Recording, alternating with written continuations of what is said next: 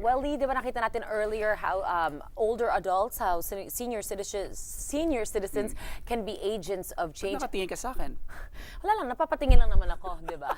Joke. Naturally. No, I'm Okay. just kidding.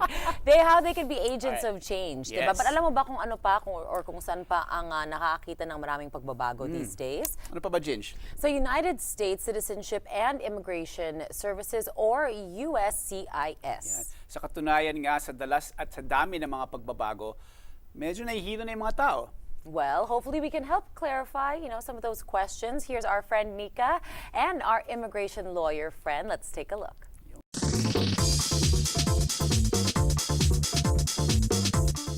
In recent weeks, the U.S. Citizenship and Immigration Services, or the USCIS, has issued a couple of new memos that could change the way the agency operates.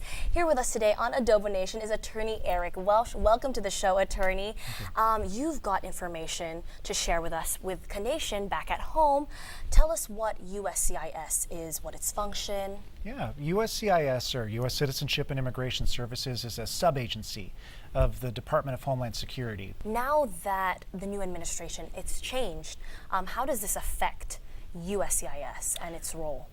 USCIS was traditionally more of the benefits provider, so they're looking at applications, making decisions if the evidence is sufficient, but not looking for ways to deport people. Right. What we've seen is a shift towards the deportation enforcement side, and really these new memos make that more concrete. It does affect the notices to appear, these NTAs. How is the USCIS involved in this change? Sure. So the notice to appear, the NTA, is a charging document. It puts a person who is out of status or has violated immigration law into a deportation proceeding. Under this new policy, this memorandum that was issued from USCIS at the beginning of July, released to the public, USCIS is now going to issue a notice to appear anytime that they deny an application and a person is out of status at the time of the denial. I see. So what was the policy before these changes?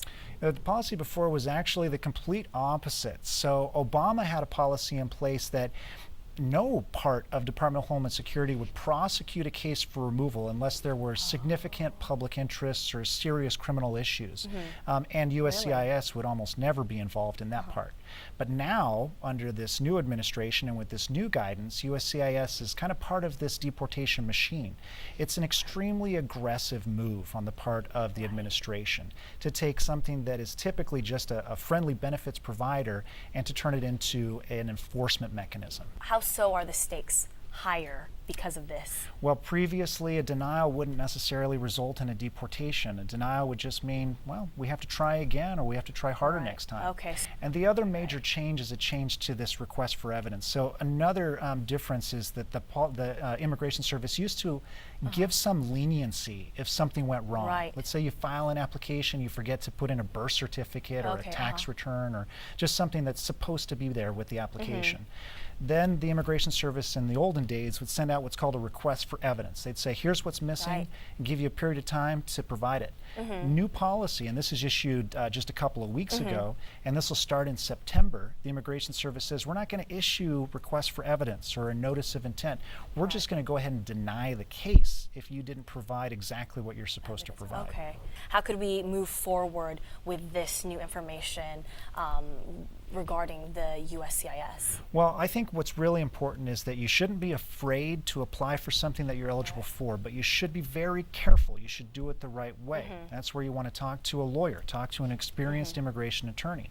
Of course, we welcome people to come talk to us, Reeves Immigration Law Group. You can visit us at our website, rreeves.com, give us a call, visit our offices in Los Angeles, San Francisco, Las Vegas, or Manila, and see what we can do to help you out. We want to make sure that whenever you're applying for something with Immigration Service, no matter how simple it seems, you have an experienced attorney to make sure that it doesn't get denied. Okay, perfect. Well, thank you so much, Attorney Eric Welsh. You heard it here first, Canation. Thank you so much for tuning in.